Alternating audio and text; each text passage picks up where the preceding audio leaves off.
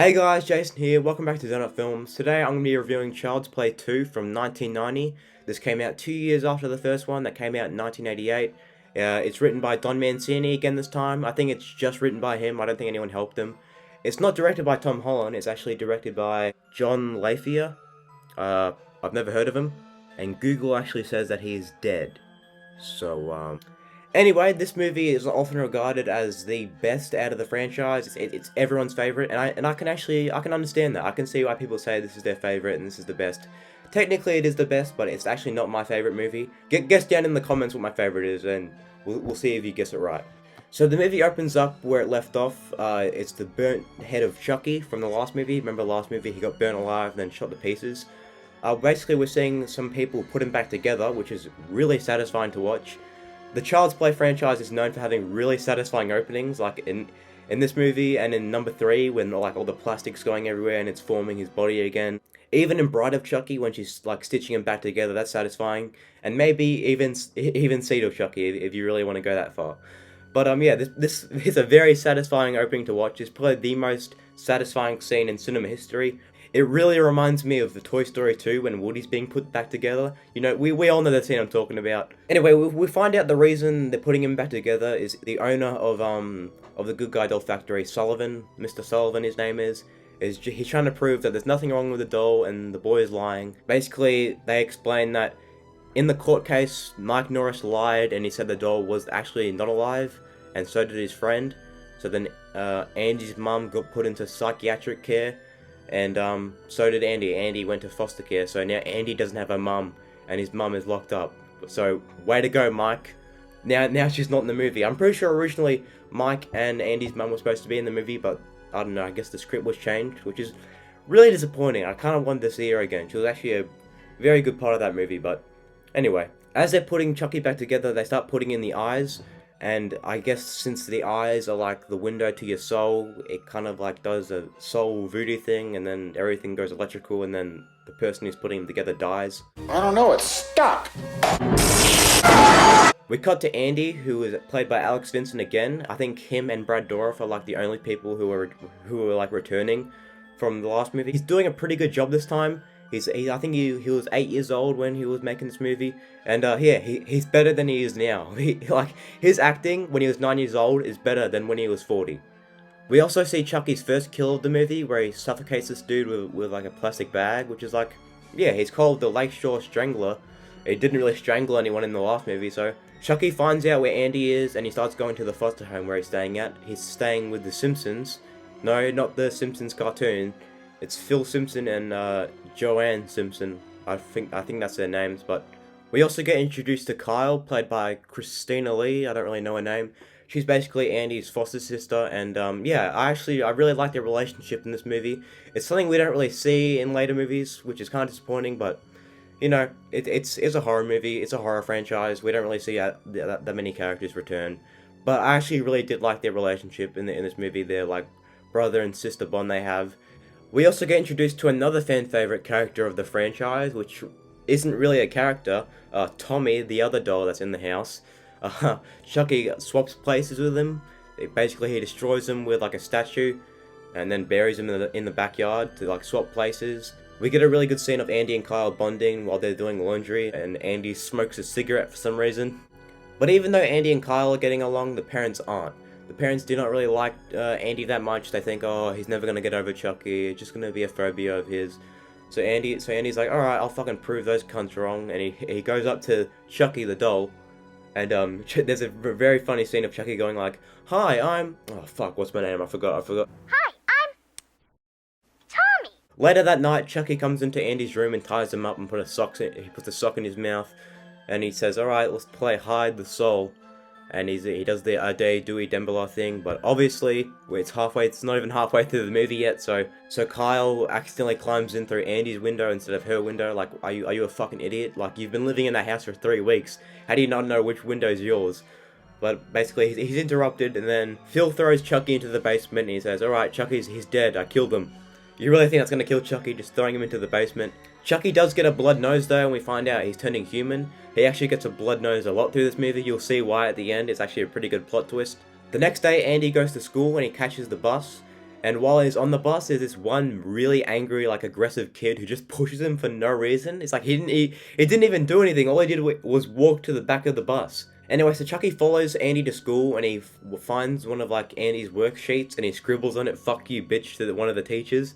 And then we see Miss Kettlewell, who is an absolute bitch. Honestly, I think I had a teacher in primary school who was exactly like her. I'm not even kidding. So basically, Chucky frames Andy for something he didn't do. She's like, "Did you write this on your fucking on your worksheet?" Miss Kettlewell throws Chucky in the closet and locks the door. But not only does she lock the door in the closet, she locks the door in the classroom where Andy is. And a lot of people say that like that's illegal and like you can't really do that. That's like a major fire hazard.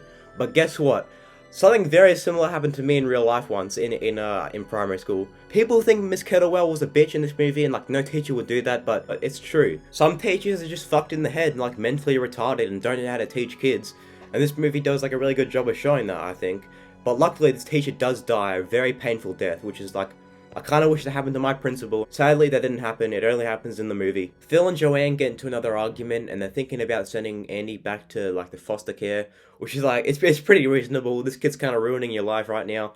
And we get another good scene with Andy and Kyle. Andy realizes that he's about to leave, so he says, "Fuck it, alright, I'm gonna go back to the attic and I'm gonna kill Chucky once and for all." So he gets this like knife thingy, like this motorized knife iron thingy. I don't know what it's called. He goes down to the attic and he starts stabbing at random shit. Chucky tackles Andy to the ground and they get into a bit of a fight. And then Phil wakes up and comes to the attic and he sees Andy with the knife. And he's like, Andy, put the knife down, Andy. Andy, put down the knife. How's it hanging, Phil? Andy gets sent back to the foster home, which is, I guess it's basically better for him. He's kind of safer there. Kyle puts Chucky in the bin, and this is where we get another iconic scene where like one of the characters finds out that Chucky's alive.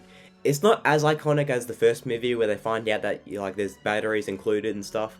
It's actually a bit different. Basically, Kyle discovers that Tommy is buried in the backyard, and she realizes that like, oh god, there's two Chuckys. Does that mean Chucky's alive? And this is where we get a suspenseful scene. We see that Joanne got her throat slit by Chucky. The first time I was watching this movie, the scene actually got spoiled to me, like a minute before it happened. I don't remember who spoiled it, but like someone was like, Joanne dies, right? Yeah, she does. So Kyle finds out that Chucky's actually alive, and then they get into a fight, and this is where we see Chucky kicking his legs at Kyle. This is something he does a lot in the movies. Somehow Kyle gets tripped over by Chucky, and then she's held at knife point, and it's kind of like, are you serious? A doll's holding a knife to you and you can't just push him over and take the knife? It's not like he's holding a gun or anything. It's literally just like an army knife. Who cares if he stabs you? You still have the advantage. You're a human and he's a doll. I don't know, that's kind of weird, but Chucky tells Kyle to drive to the foster care, and then we get a really funny scene of them in the car together.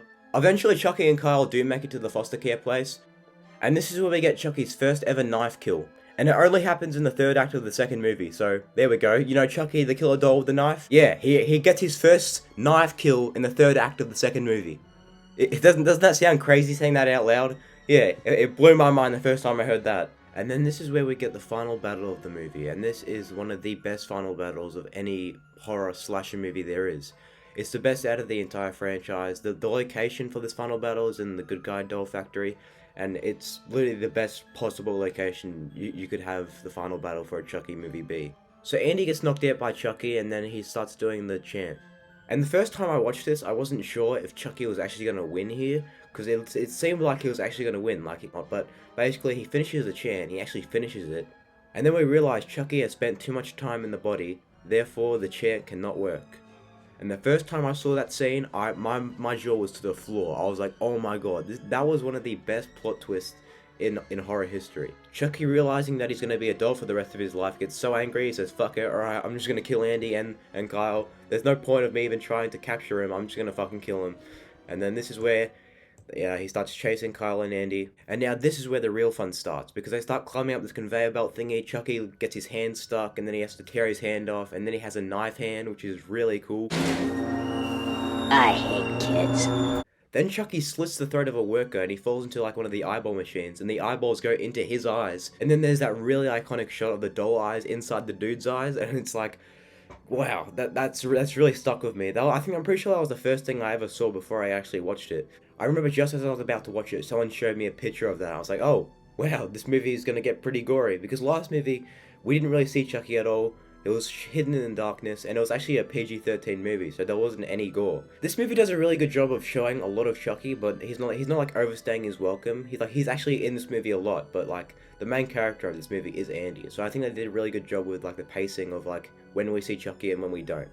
Because the last movie did a really bad job with that. We barely even saw Chucky, so this movie does a really good job. Anyway, Chucky loses his legs or some shit, he goes into the machine. Chucky somehow escapes the machine with no legs, and then Kyle gets knocked out by the corpse of the worker there, who's somehow tied up to this crane thingy. I don't know how Chucky did that. Then we get a really cool scene of Andy pulling down a wrench, and then all the good guy doll plastic melts onto Chucky. I remember the first time I watched that, I thought that was pretty cool. Andy saves Kyle before she gets decapitated, like just in the nick of time. Then they go back to Chucky's body and they see if he's dead or not, and he looks pretty dead, but he's actually not. He comes back to life and he starts attacking Kyle. And this is where we get a really cool design of Chucky, like a battle damaged Chucky. He kind of looks like burnt Chucky, but he kind of looks like a pizza basically.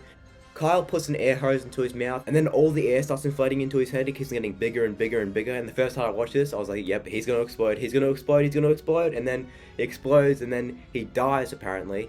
Even though technically Chucky's not dead here, since his head just exploded, not his heart. In Child's Play 3, you can actually see his body is still bleeding. So technically Chucky's still alive. He just doesn't have a consciousness since his brain exploded.